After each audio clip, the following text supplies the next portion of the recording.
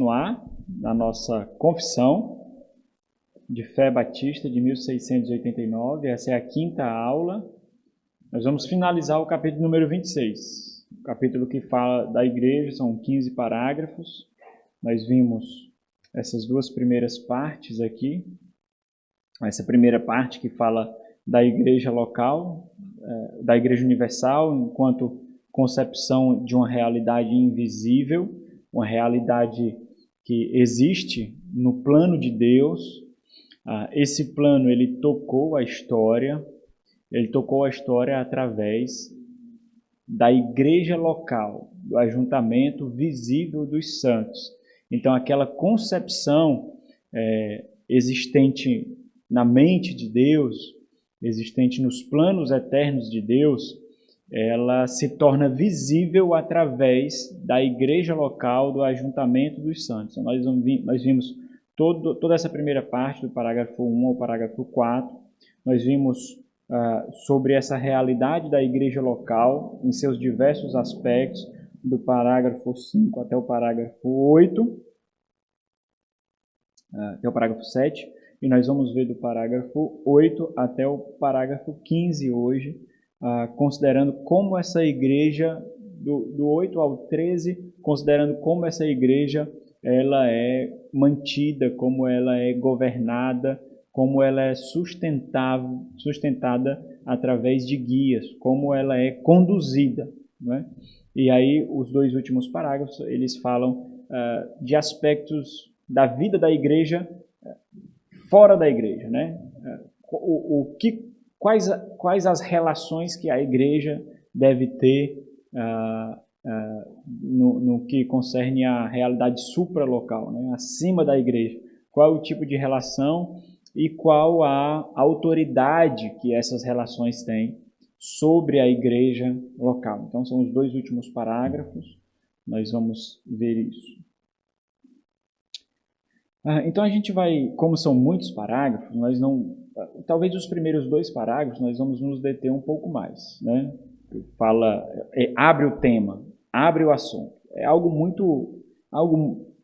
de alguma forma negligenciado, algumas vezes um pouco sucateado, mas outras vezes também é exercida uma grande extravagância no que concerne a liderança da igreja e, portanto, é observado de uma forma incorreta também. Quando nós olhamos para as Sagradas Escrituras, nós devemos fazer o possível para não olhar de forma nem romantizada, nem idealista, né? Nós temos que ser realistas, mas considerando aquilo que está na mente do Senhor. E quando nós consideramos aquilo que está na mente do Senhor, evidentemente nós temos que ver um progresso nesse amadurecimento, nesse crescimento, nesse processo de santificação. Então nós temos que olhar de forma sóbria todas essas realidades, especialmente na vida da igreja. Na vida da igreja nós vemos realidades espirituais, realidades do ideal de Deus, mas nós vemos essas realidades tocando a presente era e sendo vivenciada dentro de um ambiente caído, dentro de um ambiente que ainda existe pecado. Então, existe um trabalho de embelezamento do povo de Deus e do plano de Deus no decorrer da história. É isso que nós vemos nas Sagradas Escrituras, né? Quando nós olhamos para as Sagradas Escrituras, nós vemos os céus tocando a terra de inúmeras formas. Nós vemos o Senhor falando ao seu povo, o Senhor se apresentando para o seu povo, esse povo sendo levado a ver Deus através de homens, né? A ver Deus através de cerimônias, através de ritos, e assim ser ensinado. Então, não existe nenhum tipo de romantismo nas Sagradas Escrituras. O romantismo é um problema nosso. É quando nós somos inundados pelo mundanismo de forma mais graciosa, digamos assim, de forma mais sutil, e nós conturbamos as nossas perspectivas em relação à vida da igreja e à vida do povo de Deus. E aí nós somos muito espiritualistas, que é uma forma piegas de falar de dureza de coração, de pecaminosidade. existe um tipo de pecaminosidade que é muito, muito agressiva, porque é fantasiada de piedade, é ser espiritualista, é ser espiritualizado, né? É querer defender o seu pecado através do linguajar espiritual. Isso é porque nós devemos amar. Mas que nem um cara que veio aqui querendo chamar os homens da igreja aqui para um testemunho aí de evangelização, e evidentemente eu não permiti isso, né? E aí ele disse para mim, mas a igreja de vocês não evangeliza? Vocês não querem evangelizar? Eu disse, queremos, mas isso daí não é evangelismo.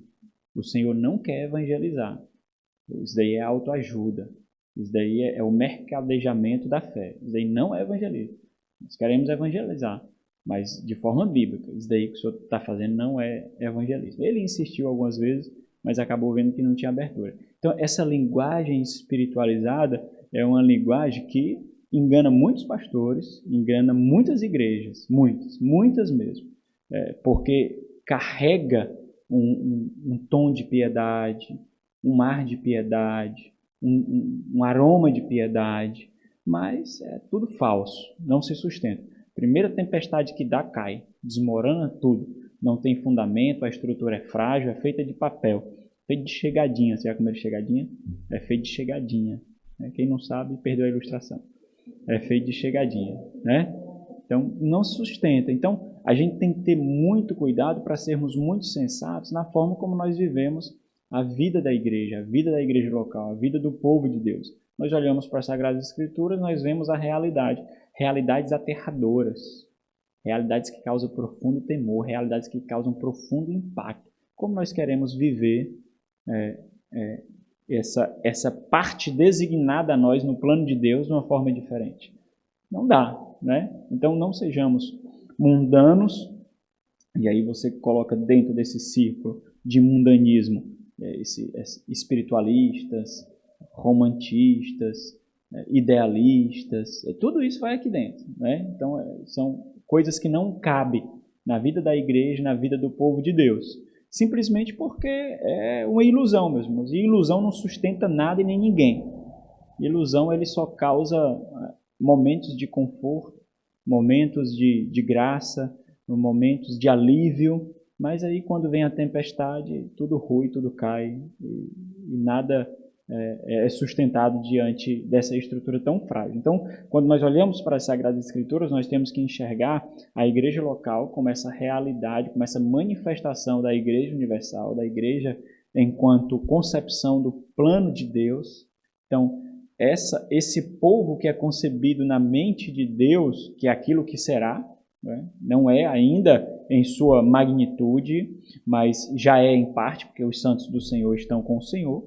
Para a gente não é, porque para a nossa realidade, para o Senhor, tudo já foi consumado. Para a nossa realidade, ainda falta características a serem cumpridas, ações a serem executadas. Então, para nós, isso ainda não foi consumado. Para o Senhor, tudo já foi. E o Senhor já tem esse povo lá. Na nossa realidade, esse povo ainda falta ser completado, que somos nós. E todos aqueles que professam a fé cristã nesse tempo agora. Hoje mesmo, por exemplo, estão reunidos aí, cultuando o Senhor nesse momento, junto conosco, como nós estamos cultuando aqui. Então, existe esse povo aí. Então, esse povo de Deus imaculado, santo, sem ruga, perfeito, parecidos como Cristo, agora eles estão parecidos como Cristo. Eles tocam a nossa presente era através de nós, através de igrejas como essa, através de momentos como esse. É a igreja universal sendo representada através da igreja local como nós. Então existe uma estrutura para isso, existe um governo, existe uma forma de ser, existe uma hierarquia, existe uma forma de vivenciar a igreja. Deus não é um Deus desorganizado, sem ordem. Existe ordem na criação, portanto existe ordem na nova criação, que é o povo de Deus. O povo de Deus é a nova criação. Aquilo que parou em Gênesis capítulo 2 é continuado na igreja do Senhor, onde são colocadas as novas criaturas, em Cristo Jesus. Esse ajuntamento em Cristo, a nova criação acontece, né? Então nós vivenciamos isso. Então existe ordem. Nossa vida era um caos, agora nossa vida tem ordem. Essa ordem deve tocar tudo na nossa vida, tudo. Quando nós nascemos de novo, nós fomos retirados de um mundo sem forma e vazio e fomos colocados no mundo organizado, em que o Senhor ordenou e disse que era bom, ordenou e disse que era bom. Isso acontece em Cristo Jesus e isso deve tocar as nossas vidas em todas as instâncias, né? Então isso está dentro da igreja mesmo. Existe uma forma de ser da igreja. Você não pode se levantar na igreja e fazer o que quer, da forma que quer. Deus constituiu líderes, Deus constituiu uma estrutura para exercer a sua vontade. Nós temos que observar isso. Esses guias, eles funcionam como boca de Deus, vontade de Deus, propósito de Deus na vida da igreja. Esses guias, eles são dotados com o poder de Deus, que são os dons específicos que eles receberam para cumprir a missão que eles receberam do Pai. Então existe uma forma de ser. Existe uma realidade muito piegas no povo de Deus, de que é levantar como artifício para encobrir o seu pecado e a dureza do coração, como aquelas frases, né, de nós somos todos iguais, nós fazemos parte do povo de Deus, você é um crente como eu, né? Então isso não se aplica em nenhuma área comum da vida. Isso não se aplica na escola, isso não se aplica na universidade, isso não se aplica no seu lar, isso não se aplica nas suas empresas, nos negócios, isso não se aplica no seu trabalho. Mas esses discursos, que são discursos dos quais nós devemos suspeitar de nós mesmos e abrir os nossos olhos para não sermos seduzidos por eles, esses discursos eles só têm uma função, só uma função mesmo. Não é engrandecer a Deus, não é exaltar a Deus, não é tornar a igreja harmônica, unida, bela, não é. Esse discurso só tem uma função, somente uma, que é tornar um coração podre e sujo com aparência de belo e limpo. Só isso. Só isso. E meus irmãos, a verdade é que esse tipo de discurso tem levado muitos mesmo ao engano e a uma vida completamente deteriorada. Completamente. Não tenham dúvidas. Não tenham dúvidas. A última fronteira, o último fronte para a sua vida não se desestruturar completamente é a igreja do Senhor. Porque é só a igreja que aguenta você. Com as suas imperfeições, com os seus erros, com os seus vacilos. Só a igreja mesmo. Porque a igreja não observa quem você é, mas a igreja deve observar o que você é em sua completude, em sua consumação. Foi por isso que o Senhor Jesus amou a igreja. Foi por isso. Amou a igreja observando a consumação de todas as coisas, parecidos com Ele, iguais a Ele, limpos como Ele. Foi assim. Então nós, quando observamos a igreja, de uma certa medida, nós não observamos as imperfeições dos irmãos. Porque se nós observarmos as imperfeições dos irmãos, que são muitas, e também nós observamos as nossas, não há motivação. Não há motivação. Não há ânimo. Não há fé. Não há esperança. Nós observamos a igreja como a Bíblia diz que ela é. E ela caminha nesse embelezamento santo, nesse grande dia da noiva que nós vivemos, sendo embelezada, tornada cada vez mais limpa, linda. Então, esse processo deve acontecer na vida da igreja. Nós precisamos ver na vida de cada um e do corpo esse embelezamento acontecendo. Não. Existem rugas que aparecem num dia que somem no outro dia e nós tratamos outras rugas no dia seguinte, na semana seguinte, no mês seguinte, no ano seguinte. Elas vão sumindo, outras vão aparecendo nessa luta santa que nós travamos com a nossa carne, com esse mundo, com Satanás.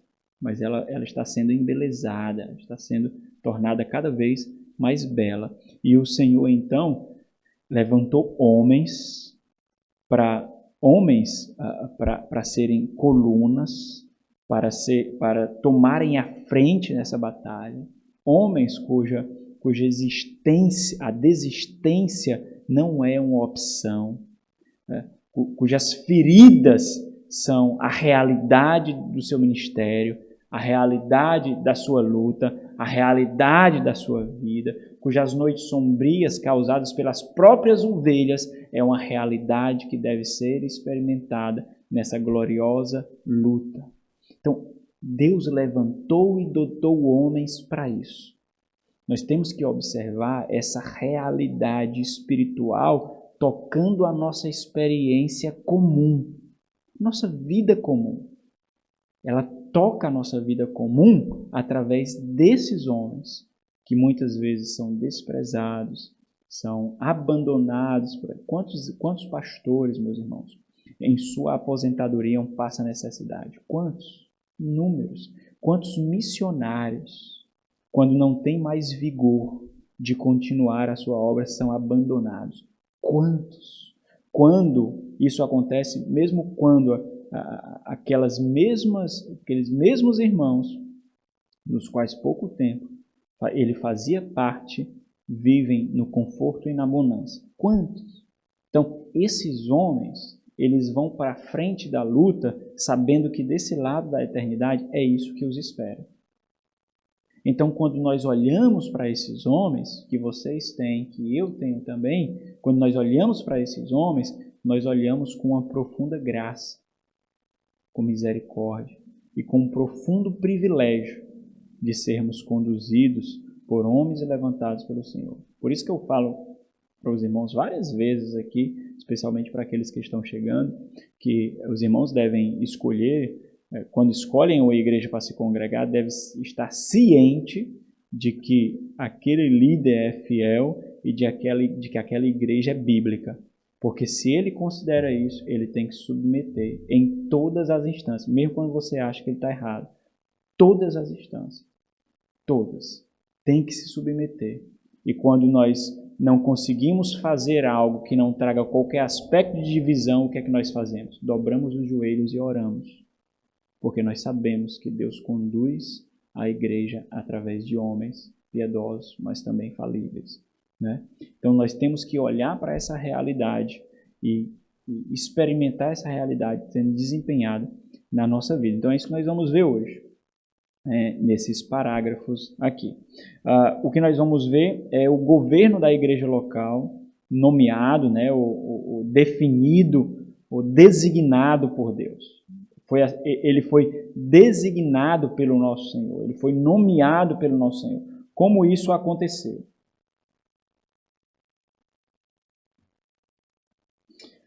Tendo descrito os vários aspectos do que consiste ser igreja, né, na sua característica universal e local, e reconhecendo a autoridade única e suprema do Senhor Jesus Cristo sobre a igreja, nós vimos no parágrafo 4, que recebeu do Pai esse poder e autoridade e transmitiu à igreja.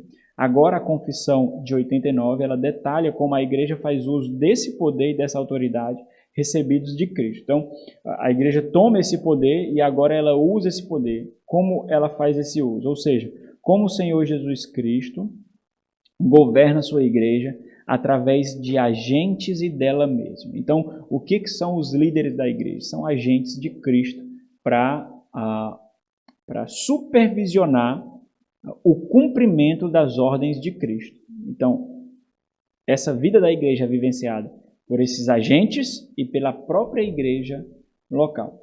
A Confissão de 89 quer enfatizar que, para concebermos a existência de uma igreja local, né, que a Confissão coloca em alguns momentos como igrejas particulares, é preciso necessariamente da existência de oficiais e membros. Quando nós concebemos o ser igreja, necessariamente nós precisamos conceber que a estrutura designada pelo Senhor exige oficiais, exige líderes. Não adianta, por exemplo, como alguns ramos do cristianismo, que talvez de uma forma muito romantizada concebe a igreja como todos iguais, em todos os sentidos, de forma que não existe nenhuma liderança. Mas isso é muito tolo, porque para a organização de algo, sempre alguém vai tomar a frente. Organizar o lugar, marcar a data, marcar a hora, tomar a frente, iniciar a programação, sempre alguém vai tomar a frente. Só não vai ter o reconhecimento oficial, muitas vezes, na igreja. Então, isso não cabe. Conceber o que é ser igreja é conceber que existe uma estrutura de ser igreja. E essa estrutura claramente é vista nas Sagradas Escrituras. Se nós lemos Atos dos Apóstolos, se nós vemos as orientações de Paulo, por exemplo, a Timóteo, para constituir presbíteros nas igrejas, se nós vemos a organização da igreja ali em Atos dos Apóstolos, nós vemos como essa igreja é organizada, como decisões são tomadas, como heresias são identificadas. Se os irmãos observarem, não é assim não. Ó. Meus irmãos, vocês acham que os judaizantes são heréticos? Vocês acham? Nós não vemos isso nas Sagradas Escrituras. Quem toma a frente para identificar isso? São os líderes da igreja. Não existe uma eleição para saber se uma seita é seita ou se não é. Não existe isso. Então, existe uma forma de ser da igreja e como a igreja é mantida em sua saúde e em sua organização. Então, parágrafo de número 8, ele diz o seguinte, e eu coloquei só um único ponto aqui. Talvez na confissão de vocês tenha umas 3 divisões, mas eu coloquei só um para a gente passar mais rápido. Então, o que é que ele diz? Uma igreja local, reunida e completamente organizada de acordo com a mente de Cristo. Então, Cristo ele expressou a sua mente, ele expressou a sua vontade nessa organização. Consiste em oficiais e membros. Então, a confissão está reconhecendo isso. Uma igreja, ela, em sua estrutura, ela consiste em oficiais e membros. E os oficiais designados, nomeados, definidos por Cristo, a serem escolhidos e consagrados pela igreja. Então, a igreja tem que perceber essa vocação neles. E aqui nós já vemos o propósito de Deus nessa percepção, que é algo também que é muito mal executado hoje, né? Nós vamos ver isso aqui. Sendo escolhidos e consagrados pela igreja, assim, chamada e congregada, a igreja chamada e congregada, são os bispos ou presbíteros e os diáconos. Então, os irmãos percebem que existem uma concepção sinônima aqui de conceber o que é bispo, o que é presbítero. Em alguns outros parágrafos aqui na frente, ele vai chamar de pastores, bispos e pastores, presbíteros e pastores. Então, são termos intercambiáveis, né? São termos sinônimos. Bispo e presbíteros. E diáconos. Diáconos já é outro ofício à parte desse de presbítero, para a peculiar administração das ordenanças e execução do poder ou dever que ele confiou a eles, Cristo Jesus confiou a eles, presbíteros ou bispos e diáconos, a eles ou para o que os chamou. Isso deve ser continuado até o fim do mundo, que é a consumação de Deus de todas as coisas. Então, a confissão ela está mostrando a identidade desse governo. Qual é a identidade desse governo? É a identidade dos seus oficiais, presbíteros e diáconos. O que a confissão está fazendo aqui é reconhecendo na igreja local a continuidade desses ofícios. Não existe mais profetas, não existe mais apóstolos, não existe mais sacerdotes, o que existia na antiga aliança e o que fundamentou a nova aliança, né? Não existe mais. A continuidade desses ofícios que nós devemos enxergar na igreja são apenas 2. Presbíteros ou bispo, na concepção local. Se nós concebermos bispo como é concebido hoje, que foi observado na história da igreja também, que é bispo como aquele que... Por que ele é bispo? Porque ele é responsável por mais de uma igreja. Ele é responsável por mais de uma congregação. Né? Então, nessa concepção, não é nessa concepção que a confissão está observando. A confissão está observando aquilo que nós vemos em Atos capítulo 20, Atos capítulo 13, essa forma intercambiável. Até 1 Timóteo capítulo 3 que nós lemos, né? Se alguém aspira o episcopado, né, que é de bispo, boa obra almeja. Então, existe, a confissão está observando esse termo sinônimo aqui. Então, quando nós pensamos em bispo e presbítero, nós pensamos hoje em pastores na nossa cultura, né? Nos Estados Unidos, por exemplo, o pastor, independente de ser presbiteriano ou batista ou metodista, ele é chamado de reverendo, por exemplo. Aqui existe uma certa diferenciação, que presbiterianos são chamados de reverendos e batistas e outros são chamados de pastores, né? Pode falar, né? Quando o texto de Timóteo ele fala a respeito do episcopado, né, que é almejado por aquele ali referendado, ele fala do início do ministério pastoral mesmo, por exemplo, ele vai assumir uma igreja como pastor, sendo um sinônimo mesmo, ou ele se refere a, por exemplo, esse exemplo que o senhor deu, onde um pastor em uma igreja ele também tem responsabilidade sobre congregações? Não, ele está falando, quando ele orienta Timóteo ali, ele está orientando tanto o que Timóteo é e o que Timóteo deve buscar na eleição de presbíteros, né? Na eleição de episcopos, né? De bispos ali.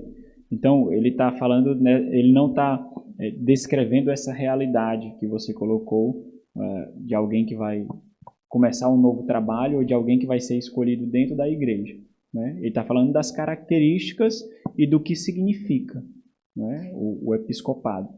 Não sei se foi isso que tu... Assim, né? Ele não está falando de uma situação específica.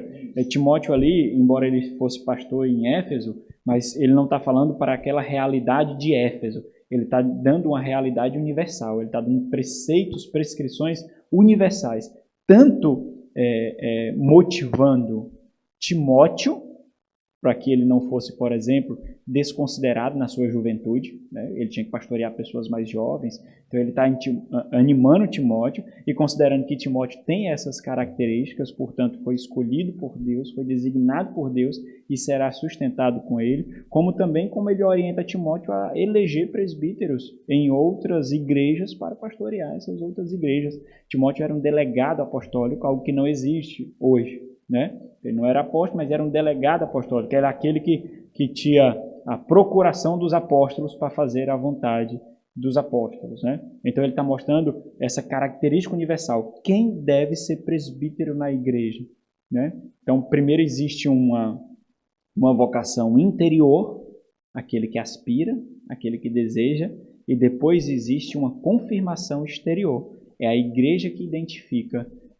que aquela aspiração, aquele desejo vem de Deus. Então ele está dando mais uma realidade universal.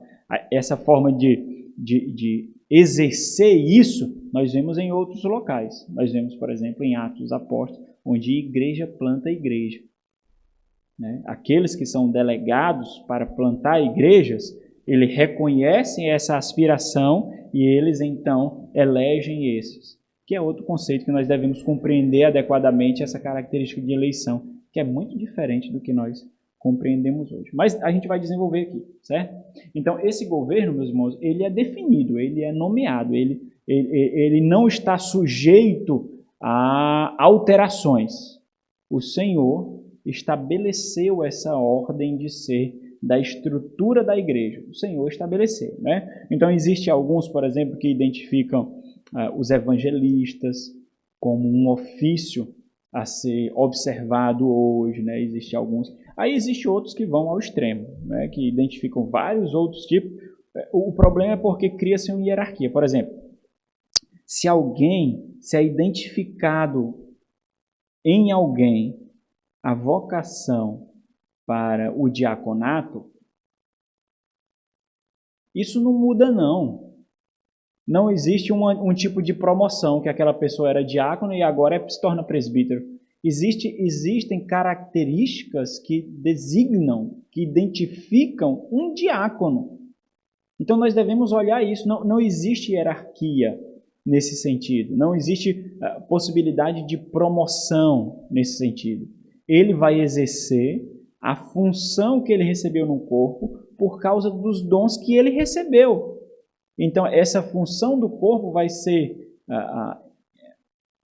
sustentada pelo poder dos dons que ele recebeu do próprio Cristo para exercer essa função. Não exercer essa função significa deixar a igreja deficiente nessa função necessária para a igreja.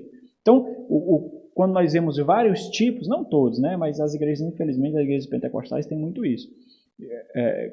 Eu digo isso porque existem igrejas batistas também que identificam o ofício do evangelista. Mas nós vemos isso nas igrejas pentecostais, onde existe uma hierarquia. O cara, de repente, está numa determinada função, e aí ele trabalha, evolui, desenvolve e passa para outra função. Então, não existe essa transformação de dons, transformação de vocação. Não existe isso, né? Então, a gente precisa não enxergar de forma corporativa, no sentido de corporação, de empresa. Nós não devemos enxergar assim a realidade da igreja, porque aí há competição, há um desejo de galgar posições. Então, quando nós vemos o ofício, nós não vemos posições, né? Nós não vemos graus de autoridade, graus de poder. Nós vemos muito claro quem é que dirige a igreja ensinando pela palavra. São pastores. Muito claro as Sagradas Escrituras. Até porque para diácono não é sequer exigido isso, que ele seja experimentado na palavra, dado ao ensino, né? Tem que ser experimentado, mas não é exigido que ele ensine. Então é muito claro isso, né? Nós devemos só remover essa visão de empresa, né? De corporativista, né? Talvez esse seja o termo. Vamos abrir alguns textos aqui. Nós lemos 1 Timóteo capítulo 3, né? Vamos ler Atos dos Apóstolos, capítulo 20, versículo 17. Tito 1, ele faz paralelo com Timóteo 3. Então vamos ler Atos 20 e 1 de Pedro 5. Atos 20, 1 de Pedro 5.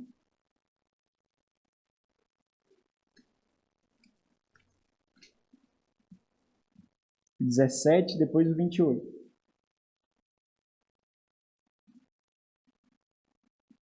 E o mineiro mandou a Éfeso chamar os presbíteros da igreja. Pronto, aqueles que eram responsáveis, líderes para ele. Então observa aqui, ó.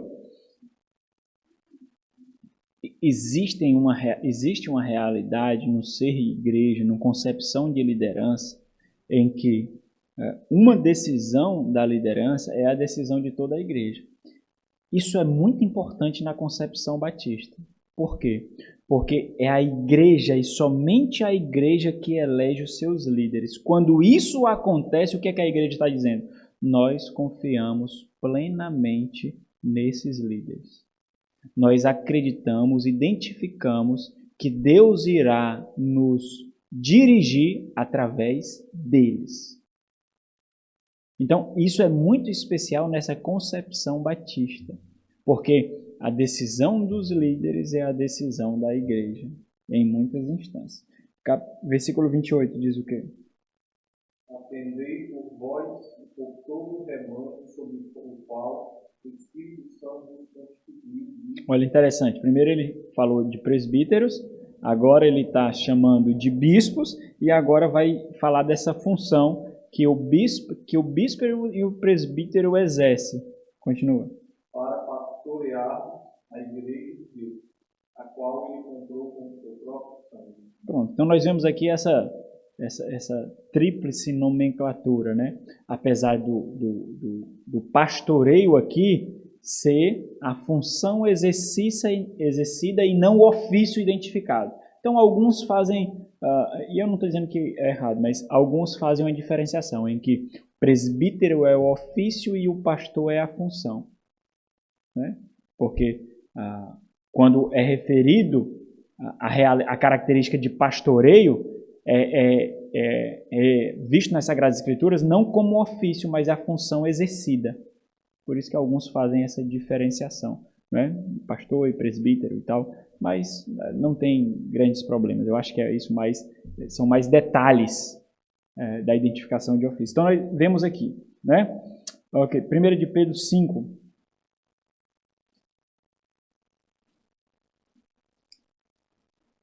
1 a 3. Deixa eu ler isso daqui. 1 de Pedro 5 ao 3. Rogo, pois, aos presbíteros que há entre vós, eu, presbíteros com ele. Então, presbítero aqui, observa que a característica de presbítero é ancião, né? Ancião daquele ar de sábio, de maduro, que também pode ser traduzido literalmente como supervisor. O presbítero é um ancião que é supervisor. Por isso que ele se identifica também como presbítero aqui, né? Rogo, pois, aos presbíteros que há entre vós, eu, presbítero com eles, e testemunho dos sofrimentos de Cristo, e ainda coparticipante da glória que há de ser revelada. Pastoreai, os presbíteros, o que eles devem fazer? Pastoreai o rebanho de Deus que há entre vós. Então, é muito importante isso, meus irmãos, porque existem várias segmentações do presbiterato. Várias. Por exemplo, hoje em dia existe pastor de pregação.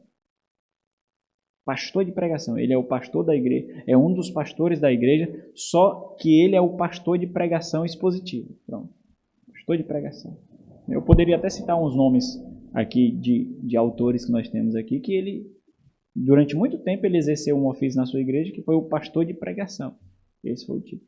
Então, nós percebemos essa segmentação que nós fazemos do desempenho dos ofícios, mas essas segmentações não necessariamente são segmentações bíblicas. Nós fazemos por conveniência. Então, aquela igreja é uma igreja muito dotada, né? Tem muitos dons, muitas pessoas com os dons, e aí uma igreja grande, uma igreja segmentada, e essa igreja ela compartimentaliza o pastoreio. Então vai ter um pastor de casais, pastor de jovens, pastor de aconselhamento. Mas é só observar que não existe isso nas Sagradas Escrituras. Não existe, é muito claro, né? Então, estou dizendo que é errado isso? Não estou dizendo que é errado. O que eu estou dizendo é que nós fazemos isso por conveniência. É uma conveniência nossa. Nós fazemos isso, né? Agora, eu acho extremamente estranho existir um pastor de pregação. Eu não estou dizendo nem que eu acho estranho o pastor de casais, pastor de jovens, tranquilo quanto a isso, né? Não tem problema quanto a isso. O corpo é grande, então existem pessoas que vão se dedicar na inserção daquele grupo, né? No todo da igreja. O pastor de jovens, por exemplo, ele tem que de alguma forma inserir os jovens na vida comum da igreja, experimentando a vida da igreja junto com o corpo, com os anciãos, com as pessoas mais experimentadas, né? Mas, por exemplo, um pastor de pregação é extremamente estranho, porque ele não lida com o rebanho.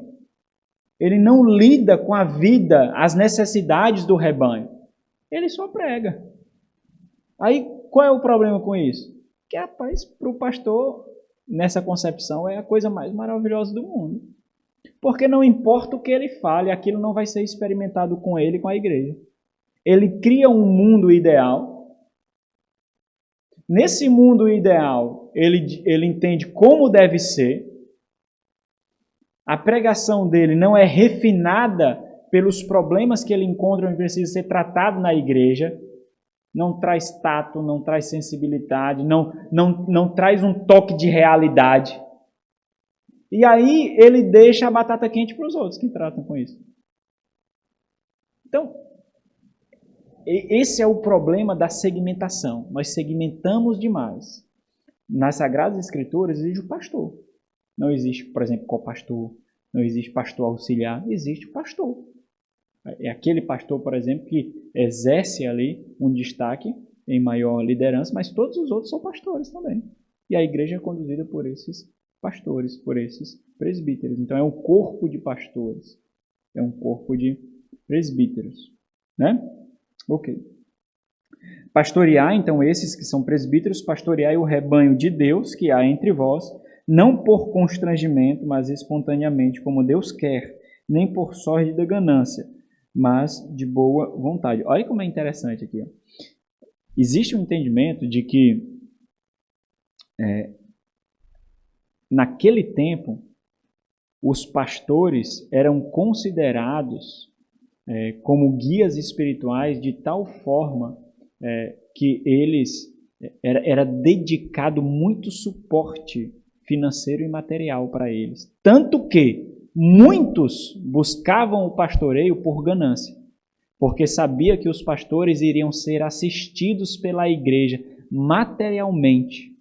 E muitos buscavam por ganância. Queriam ser pastores porque sabiam que poderiam viver uma vida sem o trabalho comum, né? O trabalho comum que era exercido, iriam receber sustento e apoio pela igreja. O que é completamente diferente do que muitos acham hoje. Por exemplo, quando quando uma igreja ou alguns irmãos não querem ter a responsabilidade de sustentar financeiramente a igreja, o pastor, o que é que eles dizem? Seja como quem? Né? É o que eles dizem. Tem que ser como Paulo, porque o Paulo trabalhava fora e servia a igreja, não é? Mas Paulo escreve 2 Coríntios. Quando Paulo escreve 2 Coríntios, Paulo coloca, e é o único episódio que isso acontece, Paulo coloca sobre os lombos da igreja as necessidades que ele passou. E ele diz, eu tive que espoliar outras igrejas para suprir. Então, a gente tem que ter muito cuidado, meus irmãos, quando a nossa carne fala. Tem que ter muito cuidado.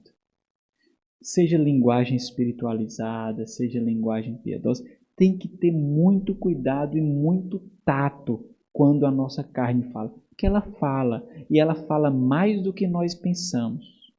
Muito mais do que isso. Então nós temos que ter uma percepção mais aguçada disso, não é? Ok. Nem como dominadores dos que vos foram confiados antes, que é algo que é muito exercido hoje, tornando-vos modelos do rebanho do Senhor aí. Ok? Parágrafo número 9. Então, todos os parágrafos eu designei com esse nome aqui, tá bom? O seu governo nomeado, o seu governo definido. E aí os irmãos, à medida que os irmãos têm alguma dificuldade, os irmãos colocam. Então, existe, a confissão reconhece esses 2 ofícios na vida da igreja. O presbítero, o pastor, né? E o diácono. Então, a igreja é liderada, conduzida por esses 2 ofícios. Então, depois de identificar quais os ofícios o Senhor designou, constituiu para a liderança da igreja, agora a Confissão de 89 descreve como esses ofícios, né, esses oficiais que são então candidatos antes de serem levantados, como esses oficiais devem ser separados, devem ser escolhidos para tais ofícios. Então, existe uma vida com a igreja aqui. Existe uma vida de experimentar os dons antes da oficialização daquilo, né? Então, entenda o que acontece aqui, meus irmãos.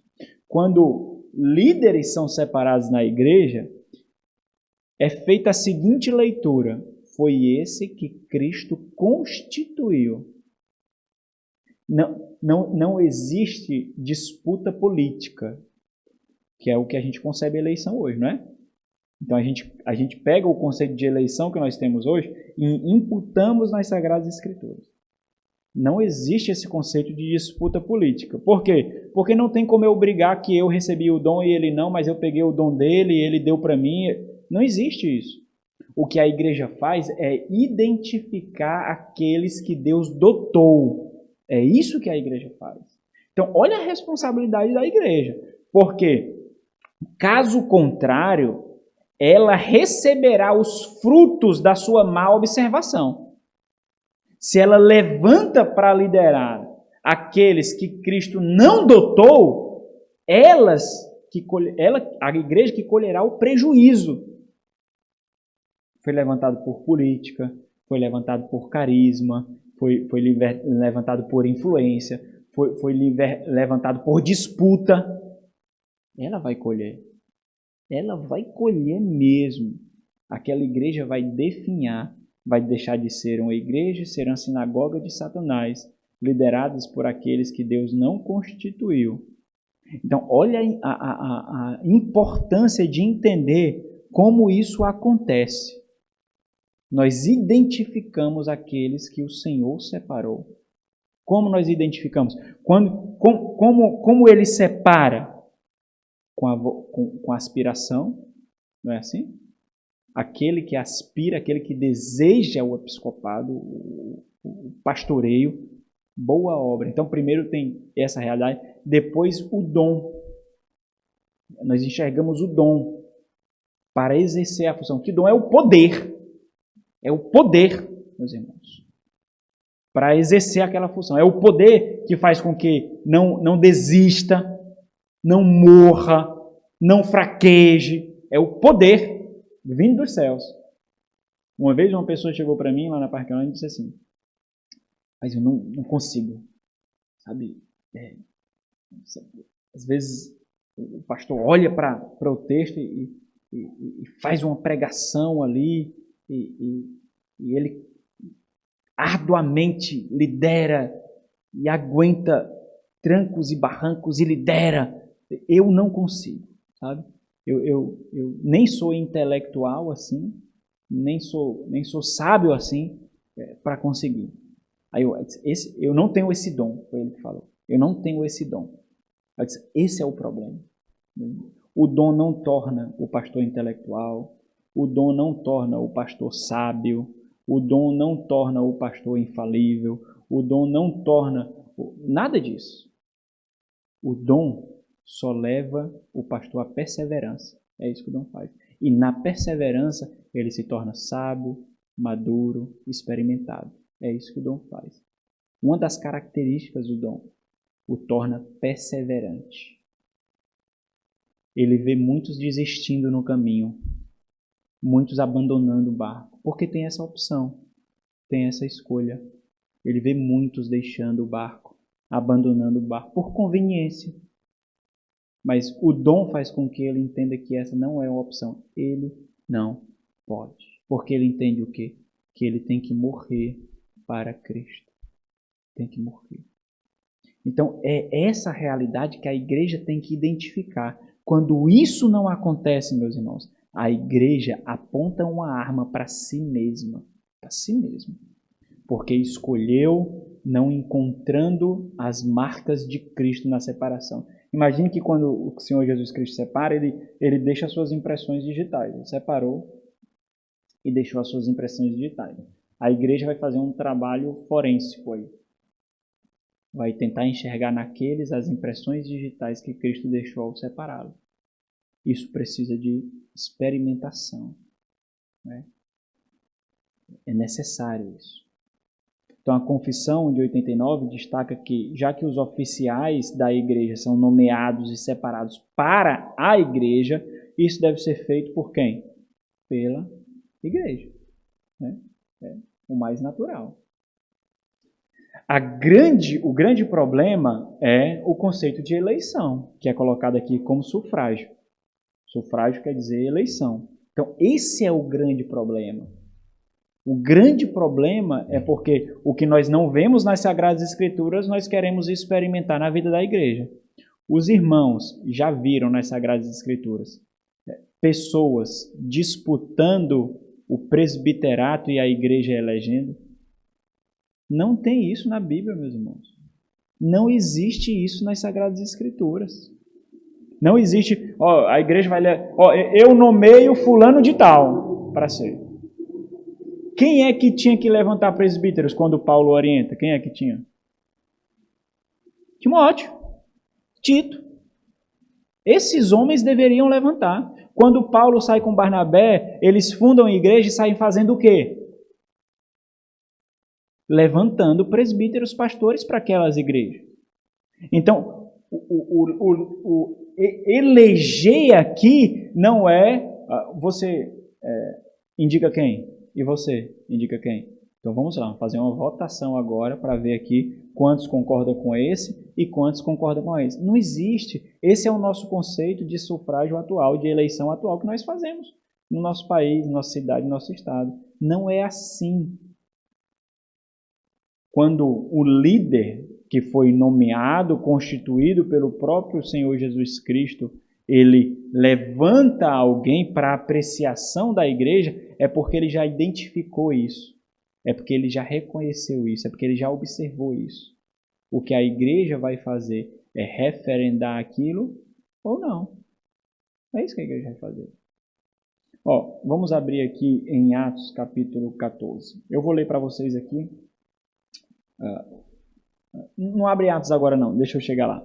O caminho apontado por Cristo para o chamamento de qualquer pessoa capacitada e dotada pelo Espírito Santo. Pronto, esse é o primeiro ponto aqui. Eu acabei de descrever isso tudo para vocês. O que é que a igreja vai fazer?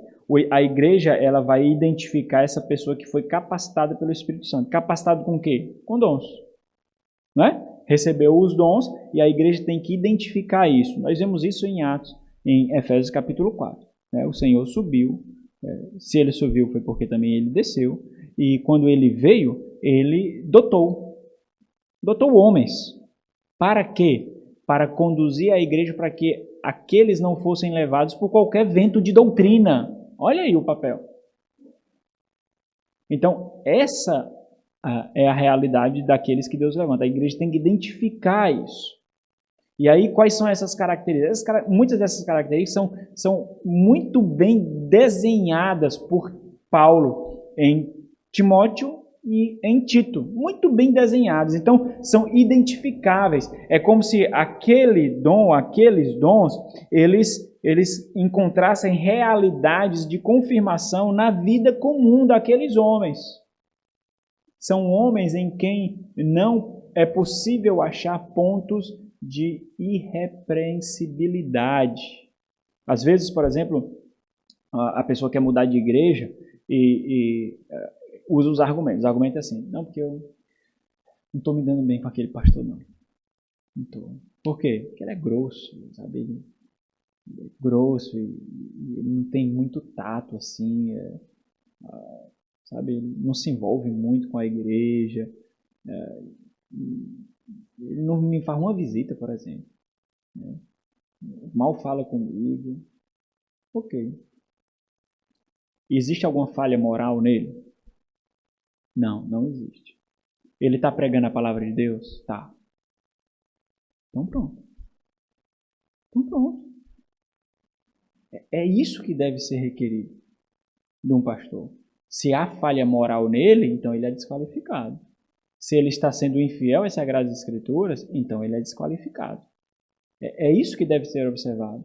E não por causa de relacionamentos, né? Não por causa disso. Então vamos lá, continuar aqui. Para o ofício de bispo ou pastor em uma igreja, é que ele seja escolhido para isso pelo sufrágio comum da própria igreja. E aí nós identificamos. Como é observada essa participação da igreja? Não existe levantamento de candidatos para isso, meus irmãos. Aquela pessoa, ela já exerce uma vida, ela já exerce algo na vida da igreja. Aquela pessoa já tem uma vida na igreja. Aqueles dons não brotam numa hora para outra, eles já são observados, eles já são vivenciados, eles já estão alimentando a igreja. Vamos ler aí Atos capítulo 14, versículo 23. Pronto, porque essa versão ela coloca assim, e havendo-lhes por comum consentimento, eleito aqui significa nomear, significa apontar literalmente com a mão mesmo, levantar a mão e apontar, nomear, apontar ou escolher anciãos em cada igreja, orando com jejum. Então, olha esse processo de quebrantamento e identificação. Orando com jejuns, os encomendaram ao Senhor os que haviam crido. Tem um teólogo chamado Simon Stenbaker. Ele diz o seguinte: no grego, o termo nomear significa, na verdade, aprovar erguendo uma das mãos numa reunião congregacional. A ideia aqui é de que aquele que foi identificado, ele foi nomeado, ele foi apontado, ele foi escolhido para apreciação da igreja. Por que isso é importante? Por que esse conceito é importante? Porque nós acabamos, como eu falei, imputando o significado de eleição aos textos bíblicos. Nós acabamos escolhendo por carisma, nós acabamos escolhendo por influência, nós acabamos... Isso, claro, Em muitas igrejas isso é observado, né? Não em todas as igrejas isso é observado, mas em muitas igrejas é observado. E nós não vemos isso nas Sagradas Escrituras. Basta nós olharmos para as Sagradas Escrituras que nós não vemos um tipo de competição por um ofício. Por quê? Porque isso é absurdo. Porque quem deve ocupar aquele ofício é quem recebeu o dom. Não existe transferência desse dom, no sentido de transferir uma faixa para aquele que foi eleito. Existe uma disputa e aí a pessoa é eleita porque faz, sei lá, uma campanha ou por causa do carisma dela e exige a transferência daquela faixa. Como se eu estivesse transferindo o dom. Como aquela pessoa exercerá o ofício sem ter aquele dom. E é importante entender que Efésios capítulo 4 não está falando de ofício. Deus concedeu um para profetas, apóstolos e mestres, mas ali ele fala de dom. Ele subiu e desceu e trouxe consigo o quê? Dons. Ele fala de dons ali, não fala de ofício. Então, o que a igreja tem que fazer? A igreja tem que identificar esses dons que Cristo dotou para aqueles que Ele chamou. É muito importante compreender isso, porque se não fizermos isso, a igreja vai estar fadada ao fracasso. Meus irmãos, é só olhar para o mar de igreja que nós temos hoje. É só olhar para as desgraças de líderes que nós temos hoje. É só olhar como esse líder governa a igreja, como esse líder pastoreia a igreja. É só olhar por ganância, por constrangimento, amordaçando as suas ovelhas, matando as suas ovelhas, para o enriquecimento. E eu não estou falando só da igreja neopentecostal, não.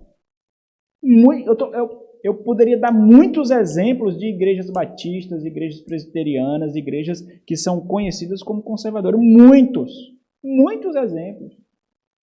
Próximos e distantes, muitos. Podem falar, irmão Jean. Pode falar. Pronto, pastor. No caso aqui do senhor, né? Aqui, congregação, o senhor foi indicado. Mas aqui já é uma igreja, formada, né? Congregação. Aí, no caso, apesar de um pastor aqui, a orientação seria como, no caso? A gente sabe que tem pastor sem igreja, oração, né? Pastor sem igreja. O certo seria chamar apenas um, ou chamar um, dois ou três, fazer tipo uma conferência, e daí tentar escolher o que é mais capacitado, ou o correto mesmo, nesse sentido. Nesse caso é diferente, por quê? Porque é uma igreja que está plantando essa daqui. No caso do senhor aí, que o senhor mostrou, seria algo que, por exemplo, essa igreja ficou sem pastor, né? E aí vai escolher alguém. Mas no caso dessa igreja, imagine lá o que Paulo faz com Barnabé, né? Eles são levados a plantar a igreja pela igreja de Antioquia e ele planta essas igrejas e escolhe líderes para ficar com essa igreja, né? Para pastorear essas igrejas. Então, aqueles que foram designados pela igreja mãe fundam igrejas filhas, passam um tempo ali ensinando, identificam nesse, lembra lá de que Paulo fala para Timóteo, acho que no capítulo 5, de que Timóteo deveria gastar tempo em homens dotados e dados à palavra, para que esses pudessem cumprir aquilo que ele está fazendo agora. Então, existe essa identificação. O que é que acontece, então? Aqueles que foram levantados, experimentados pela igreja, para pastorear a igreja, digamos que eles não têm pastoreado a igreja como deveriam pastorear, né? Eles são repreensíveis, eles não pastoreiam o rebanho, né? Eles fazem isso por ganância, eles fazem isso por constrangimento. Então, essas igrejas devem buscar a igreja mãe, por exemplo, que está em cima dela, e pedir ajuda para isso, né? No caso, por exemplo, dessa igreja aqui, a igreja é uma congregação, né? Então, não estou pastoreando, tenho falhas morais, não tenho pregado a palavra de Deus com fidelidade. Então, essa igreja, o que é que ela tem que fazer? Então, um grupo de irmãos tem que ir lá na Parquelândia e apresentar, né? Não é assim? Não levanteis acusação contra presbíteros, a não ser com 2 ou 3 testemunhas. Por quê? Porque todo mundo se ressente com o presbítero. Mesmo. Todo mundo. Não é? Então, qualquer pessoa ressentida com o presbítero, se fosse levantar alguma coisa contra o presbítero, então tem que ter testemunhas. Tem que mostrar que essa é a realidade do corpo. E aí vai lá na Parquelândia e apresenta, ó, acontecido isso. E nós temos sofrido com isso. Nós temos até tentado permanecer para observar se essa é uma falha nossa, se é um egoísmo nosso, mas tem causado muito prejuízo. Né? Então, não dá para nós, se nós continuarmos com esse pastor, nós vamos morrer, a igreja vai se acabar. Não dá, aí vai. Agora, no caso de uma igreja estar sem pastor, aí já há uma deficiência, porque aquela igreja não preparou alguém para substituir o seu pastor. Não preparou. Né? E há uma deficiência também da liderança, porque deveria ter preparado alguém para substituí-lo no caso dele faltar. Né? Mas existem muitas variáveis aí mesmo. Muitas mesmo. Né? Muitas ovelhas são egoístas demais. Ovelhas buscam conforto demais. Ovelhas não dão aquilo que requerem. Não dão. A igreja, ela requer, mas muitas vezes ela não dá condições para que tenham aquilo que ela quer. Não dá condições. Então, imagine o pastor muitas vezes tem que desempenhar 300 funções e ainda preparar uma liderança. Então, existem muitas variáveis. O grande lance hoje da realidade é porque é bem mais fácil a igreja culpar os seus líderes do que assumir a culpa. É bem mais fácil. Quando um time está perdendo, quem é trocado quem? Só o técnico. Não é? Só o técnico.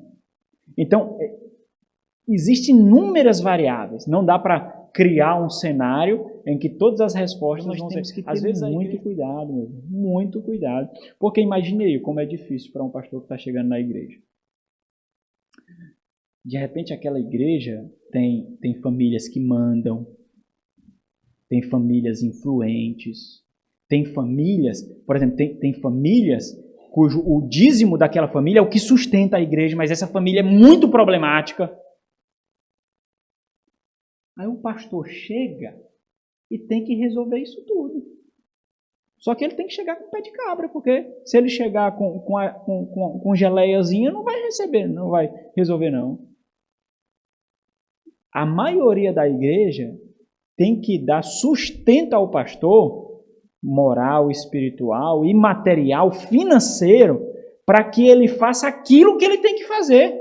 Porque se ele se acovardar, acabou. Ninguém vai se levantar para combater o que só o pastor combate. Ninguém vai se levantar. Ninguém. Por quê? Porque um irmão não quer se indispor com o outro. Eles esperam que os pastores se indisponham. É ou não é, queridos? É isso. Isso é realidade. Aí como é que um pastor vai? Como é que ele vai conseguir tratar dessas realidades? Se aquela família já botou 3 pastores para fora, como é que ele vai agir? Se ele não encontrar... Aquele grupo que foi separado para levantar o pastor, disse, pastor, é o seguinte, nós entendemos a necessidade de uma igreja saudável. Existem irmãos aqui que os pastores que vieram não conseguem tirar. Eles não conseguiram levar a igreja à compreensão, e é verdade, eles não tiveram o sustento necessário para tirar esses pastores. Então é o seguinte, nós entendemos que sem a igreja nós morremos. Nós entendemos isso. Nós entendemos que a igreja é mais importante do que o nosso trabalho, do que os nossos estudos. Nós entendemos isso. Então é o seguinte, pastor. Esse grupo está aqui. Nós temos pouco, mas o Senhor não vai passar necessidade. Mete bala. Mete bronca, pastor. Nós vamos apoiar o Senhor em assembleia. Nós vamos solidificar a liderança do Senhor. Nós vamos referendar a liderança do Senhor quando for minada. Mas nós precisamos de um pastor. Lute por nós. Tire os lobos, pastor. Tire os lobos. Aí é diferente. Aí é muito diferente. Como é que esse pastor vai chegar nessa igreja? Tu acha que esse pastor vai chegar cheio de milindre? Não, é claro que ele não vai fazer isso de um dia para a noite. É claro que ele vai ter que criar uma carne. É claro que ele vai ter que criar uma atmosfera para repreensão. Eu passei 1 ano aqui pregando antes de tomar qualquer decisão cirúrgica, mas foi só completar 1 ano. Aí eu comecei a fazer cirurgia, mais do que o irmão Robert. Cirurgia de tudo que era jeito. Né? Tirava era o órgão inteirinho de uma vez. 1 ano. Então é claro, mas ele vai fazer isso sabendo. Eu não estou dizendo que eu tive isso não, porque eu não tive não. Mas ele vai fazer isso sabendo que existe uma retaguarda. Ele vai saber disso. E aí ele vai saber que quando precisar tomar decisões difíceis, ele não vai estar sozinho. Mas sabe qual é a grande dificuldade, meus irmãos? É o trabalho de convencimento que o pastor tem que fazer. O pastor sabe que está errado, o pastor tem que estar errado, mas o pastor tem que usar de profunda influência para convencer que o pecado é pecado. E isso acontece aonde? Na cama, no quarto, no gabinete, longe de todo mundo. E isso é o mais mortal. Porque o pastor tem que dar sensibilidade a pessoas insensíveis. E tem que influenciar para que a igreja, e isso acontece em igrejas batistas, porque igrejas episcopais ou igreja de conselho, ele influencia somente aquele conselho, ou então ele toma a decisão e acabou. Mas o trabalho para a igreja batista é bem mais árduo, porque é a igreja, e aí tem que ter igreja madura. Se a igreja for infantilizada, a igreja não vai querer sequer combater aquilo. Não vai. E, então, o que é que acontece? Nesses momentos, vem o resultado de todo o trabalho de educação e nutrição da igreja. São nesses momentos que a igreja mostra se é madura, comprometida com o reino ou não. Então, a igreja tem que dar toda essa sustentação, meus irmãos, para o pastor. Porque é o pastor sempre que vai estar lá, ó, lá na frente, levando as primeiras flechadas, segurando as lanças, combatendo os primeiros combates, lanças que os irmãos nunca viram, flecha que os irmãos nunca perceberam, combates que os irmãos nunca souberam. Então, os irmãos, é só ter uma compreensão muito clara, meus irmãos. Se o pastor morrer, a igreja morre. Muito simples isso. Muito simples. E isso vai ficar na conta de quem? Da igreja. Vai ficar na história da igreja. Lembra lá do Senhor exortando o seu povo, quando ele diz: matastes os teus profetas. Matastes os teus profetas. Por que ele diz isso no cenário de juízo? Porque isso trouxe juízo para eles. Então nós devemos ter essa compreensão de importância aqui da vida da igreja. Então, entendemos essa questão da eleição. Aqui, São Aldrin, ele diz o seguinte falando sobre essa eleição, né? Ele diz assim: o termo eleição é usado somente para resumir o que a confissão quer dizer quando afirma que o chamamento para um ofício na igreja deve ser pela eleição comum da própria igreja. Ninguém pode ser nomeado para qualquer ofício na igreja sem o consentimento da própria igreja. Então, o que ele está dizendo aqui? A igreja consente com aquilo que foi apontado. Pastor, se a igreja não consentir, então aquela pessoa fica no canto. Naturalmente, ela vai para o canto. Ela precisa ser experimentada mais. Ela precisa ser examinada mais. Ela vai para o canto. Mas quem aponta são os líderes, meus irmãos. Agora, observa que há um comprometimento mútuo. Aquele líder não pode fazer por politicagem e a igreja não pode fazer por politicagem. Tem que existir essa harmonia. A igreja pode até ter raiva da pessoa. Levantar um irmão aqui, a igreja, naquela determinada situação, algumas pessoas da igreja estão com raiva daquela pessoa que foi levantada. Vou levantar o George aqui, por exemplo, né? Aí o Leandro Silva está com raiva do George, né? Aí o Leandro Silva diz assim: o que a maturidade faz? Eu estou com raiva dele. Mas é inegável que ele foi vocacionado para isso. Morrendo de raiva dele, muita raiva, mas é inegável. Eu não posso me eximir desse tipo de compreensão. A realidade seja feita, né? A verdade seja dita. É isso. Então a igreja tem que entender o propósito de ser dela. A igreja tem que entender. E nós temos que ser conscientes. A igreja não é levada por emoções, por sentimentalismos. O Senhor nos deu uma Bíblia, não deu uma pena para fazer cosca nas nossas pernas, não, nosso pé não. Uma Bíblia que Ele nos deu. Né? Então, são em momentos pontuais que a maturidade ela é expressada, ela é exposta. E eu não vou conseguir terminar esse capítulo, não. Ok. E solenemente, olha a cerimônia que é feita. Existe um ritual. Os rituais na Nova Aliança não são concebidos como os rituais na Antiga Aliança, né? Evidentemente. Mas é necessário uma solenidade ser realizada. É necessário. Existe uma solenidade. É como se fosse um festejar realmente. É como se fosse uma divulgação pública do que algo que está acontecendo. Então, existe um rito para isso. Existe uma necessidade de mortificação da carne e uma busca por sensibilidade espiritual, né? E solenemente separado para jejum e oração, com a imposição das mãos do presbitério da igreja, se houver algum nela anteriormente constituído. Então, eu acho interessante a concepção da igreja, porque a concepção de igreja batista hoje é que, na maioria das vezes, a igreja tem que ser um pastor.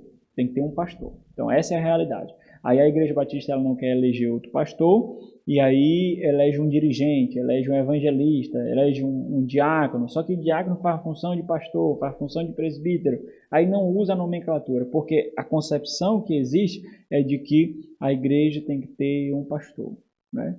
Mas essa não é a realidade. Não necessariamente dois ou três pastores da igreja tem que ser sustentado pela igreja.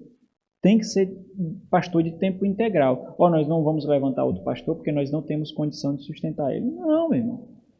Evidentemente que não. Dependendo do tamanho da igreja, um pastor de tempo integral é suficiente. Mas, no mínimo, tem que ter um pastor de tempo integral, né? Evidentemente. Então, outros pastores receberão menos tarefas diferenciadas, mas eles formarão. Por quê, meus irmãos? Na multidão de conselheiros da sabedoria. Não dá para toda decisão que a gente vai tomar ficar debatendo com vocês, não. Não dá. Às vezes são coisas que sequer passam pela cabeça da igreja. Não dá para tudo que a gente vai fazer, a gente ficar, sim, o que é que acha? Aí não sei o que, aí o irmão tá sensível com outra coisa, o irmão tá chateado com outra, o irmão tá com raiva não sei de que, aí passa 3 horas aqui e ninguém decidiu que cor vai pintar a parede. Não dá, né? Eu estou falando de uma coisa muito simples que acontece. Não acontece isso? Não acontece, né? Dificuldades. Nós temos que dirimir situações que geram dificuldades, porque nós temos o coração complicado, muito complicado. Nós não devemos criar situações de dificuldade. Não devemos, né? Então, nós precisamos de pessoas que formem a mesa da direção, conselho de direção da igreja. Nós devemos promover a oportunidade para que líderes não caminhem sozinhos. Vocês sabem, se vocês caminham sozinhos, a desgraça que é, como vocês precisam de orientação. Por que isso vai ser diferente para o pastor? Né? Então nós temos que dar sustento para o pastor em todas as áreas. Então nós não podemos requerer passes de mágica, né? Os pastores são pessoas imaculadas, são pessoas que não pecam, são pessoas que não têm deficiência, são pessoas que não têm tentação, são pessoas... Não é assim que funciona, apesar de muitas vezes é isso que nós requeremos. Então a mesma coisa acontece com os diáconos aqui. Meus irmãos, ok.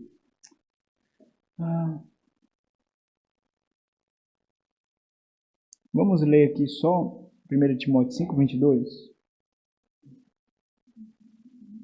1 Timóteo 5:22.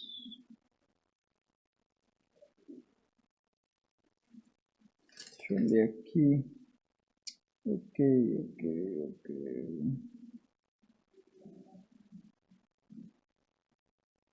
Ok. Então, essa imposição de mãos ela é um rito que nós observamos sendo passado da antiga para a nova aliança, e a ideia, como é vista na antiga aliança, ela é carregada simbolicamente para a nova aliança, a ideia de transferência de poder mesmo, certo? Quando está empossando, e nós vemos isso, por isso que nós só vemos isso para a separação de líderes, né? Nós não vemos isso, por exemplo, vai apresentar uma criança, nós não vemos isso na Sagrada Escritura, né? Nós vemos isso para a separação de líderes, que representa uma transferência de poder, uma imposição de poder, né? Então, isso é muito claro na concepção batista, porque a gente entende que o poder está com quem? Com a igreja. E a igreja faz isso, reconhecendo e simbolicamente dando poder àquela pessoa que foi separada, né? Então, esse versículo 14 de 1 Timóteo 4 descreve isso muito claro, né? Então, vamos ler aí o 5:22.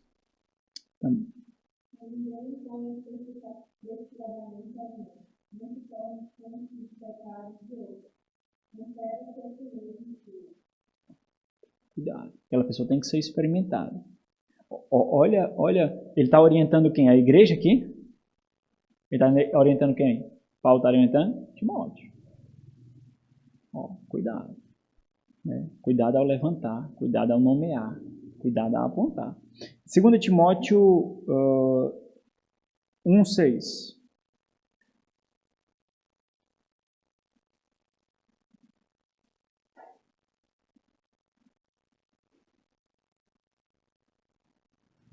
Podem ler. Por essa razão, pois, prevalece que os reagir de Deus que há Paulo está fazendo menção àquele poder que ele recebeu. Possivelmente, meus irmãos, Timóteo está enfrentando oposição por causa da juventude dele. Né? Timóteo estava enfrentando algumas crises no seu ministério, algumas dificuldades no seu ministério. É por isso que ele diz que ninguém despreze a sua pouca idade, né? Então, possivelmente, ele estava experimentando algumas dificuldades por causa da juventude dele no ministério, né? Então, Paulo faz referência a esse rito que demonstra poder e autoridade que ele recebeu, né? Isso precisa ser observado pela igreja e lembrado também pela igreja, né? De tempos em tempos, né? Ok, vou terminar esse parágrafo aqui e aí acabou, né? Queria trazer um texto para os irmãos, eu sempre venho esse texto à mente. A mesma coisa acontece com os diáconos, né, meus irmãos? Os irmãos já sabem, os diáconos eles foram levantados como uma forma de fazer com que a palavra não fosse negligenciada, né? Então, para suprir áreas necessárias para que aqueles que eram do ministério da palavra pudessem exercer o ministério da palavra, né? Então, ele foi levantado para uma necessidade da igreja que estava ocasionando outras. Então, sempre é assim. Um problema, ele nunca é infértil, sempre ele dá luz a outros. Então, a negligência em algumas viúvas estarem sendo assistidas ali ocasionava falta de harmonia. Então, ao mesmo tempo que algumas passavam necessidade, não existia harmonia na igreja porque isso resultou em contenda. Então, é um problema levando a outro. Então, quando isso não é resolvido rapidamente, o que é que acontece? Isso cria muitos frutos negativos. E aí depois tem que apagar todos os incêndios. Quando era necessário apagar só o primeiro. Apaga só o primeiro, não dá luz a outros. Né? Então tem que ter essa percepção holística, né? Essa percepção geral. Né? E a igreja tem que promover isso. Os irmãos têm que entender uma coisa. A igreja não pode exigir aquilo para o qual ela não dá condições. Tem que ser muito claro isso. Não existe mágicas. A igreja não pode exigir aquilo para o qual ela não dá condições. Por exemplo, é interessante como em 1 Timóteo capítulo 3 nós vemos que um pastor ele tem que ser hospitaleiro. E se ele não tiver condições de receber? Se ele não tiver uma morada para receber? Se ele não tiver condições nem de dar alimento àqueles que ele hospeda? Como é que a igreja pode exigir algo se não dá condições para que ele exerça aquilo que ele tem que ter? Não há necessidade, não basta apenas ter um sentimento, se não tem a execução daquilo. Né? E é interessante que isso é colocado nas características dos pastores. Né? Ele tem que ter hospitaria. Né? Ok, eu queria pegar um texto para os irmãos aqui, mas não vem à mente de jeito nenhum esse texto. Deixa eu ver aqui.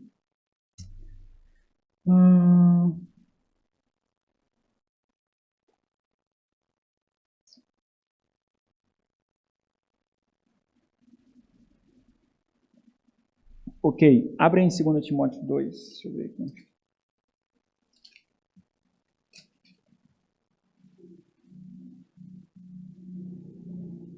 Tá aqui, esse daqui mesmo. 2 Timóteo 2. Tu, pois, filho meu... 2:1, né? Tu, pois, filho meu, fortifica-te na graça que está em Cristo Jesus. E o que de minha parte ouviste através de muitas testemunhas, isso mesmo transmite a homens fiéis. Olha como Timóteo ele precisa otimizar o seu tempo na instrução daqueles que dão fruto.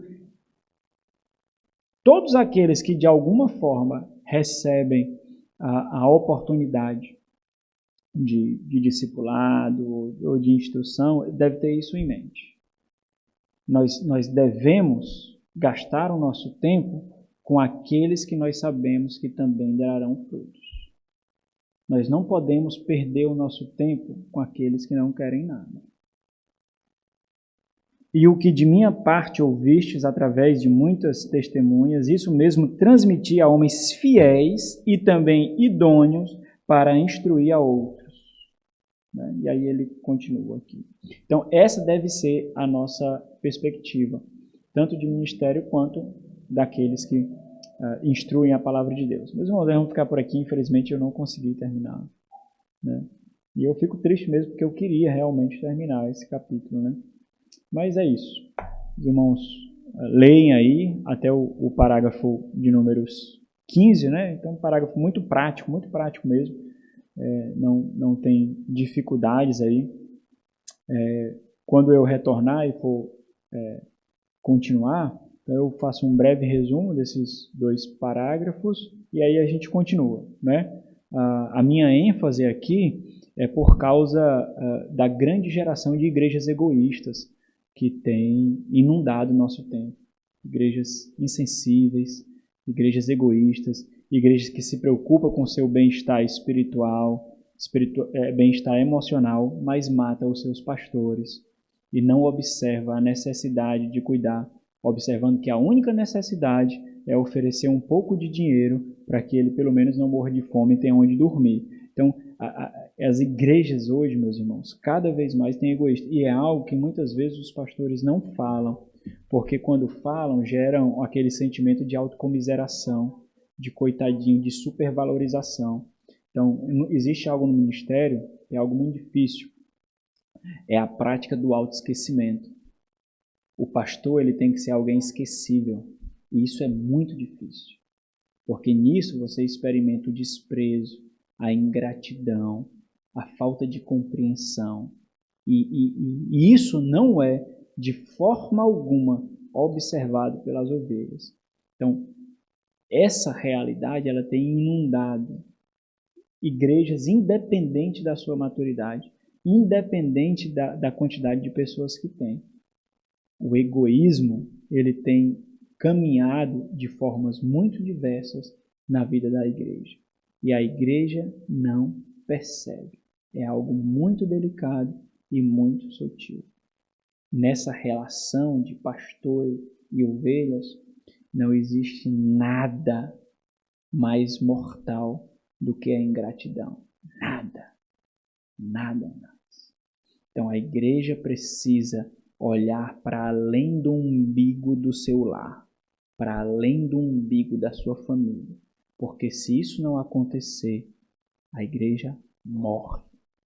Tem que ser muito claro isso. A igreja simplesmente morre. É só colocar um pastor que não honre a igreja, que não honre Cristo para liderar a igreja.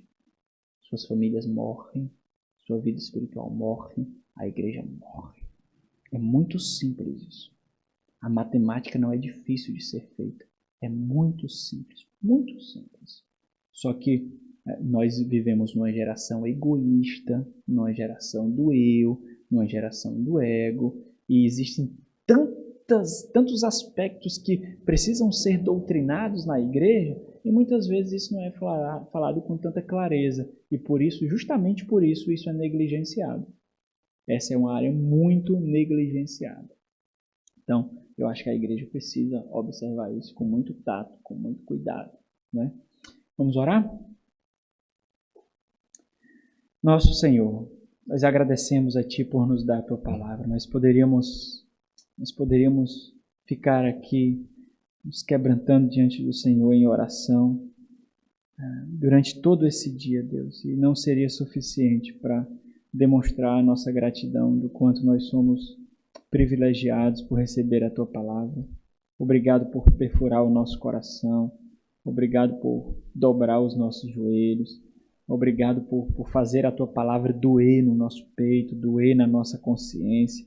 Obrigado por Tua palavra nos mostrar o quanto nós somos duros, o quanto nós somos falhos, o quanto nós somos conduzidos pelo eu inúmeras vezes, ó Deus. Obrigado por nos amar, nos disciplinando, nos levando a provações e ao refinamento da nossa fé, da nossa esperança, da nossa caminhada. Nós somos muito privilegiados, ó Deus, muito mesmo, Pai. Nós temos toda essa estrutura, nós temos esse ar-condicionado, nós temos esse equipamento de som, nós temos esse tempo que o Senhor nos concede dos nossos trabalhos, descanso dos nossos afazeres. Nós somos privilegiados, Deus, nós somos muito privilegiados pelo cuidado do Senhor através de meios que muitas vezes são desprezados e que nós não agradecemos o Senhor. Obrigado por cada equipamento que nós temos, por essa estrutura que todos os meses o Senhor nos dá condições de pagar. Obrigado, Deus. Nós louvamos a Ti pelo privilégio de experimentarmos a graça do Senhor na nossa vida comum. Louvamos a Ti por isso, que nesse dia o Senhor nos guarde, que nós possamos experimentar o agir poderoso do Senhor na vida comum do nosso lar, nas nossas refeições, no tempo com a nossa família e, sobretudo, Deus, no ajuntamento dos santos, mais uma vez nós teremos. Que o Senhor seja louvado, que nós possamos experimentar essa transformação de instrumentos insignificantes como nós para instrumentos de honra e glória e louvor ao Senhor. Em nome de Cristo, por meio de quem nós temos todas essas coisas. Amém.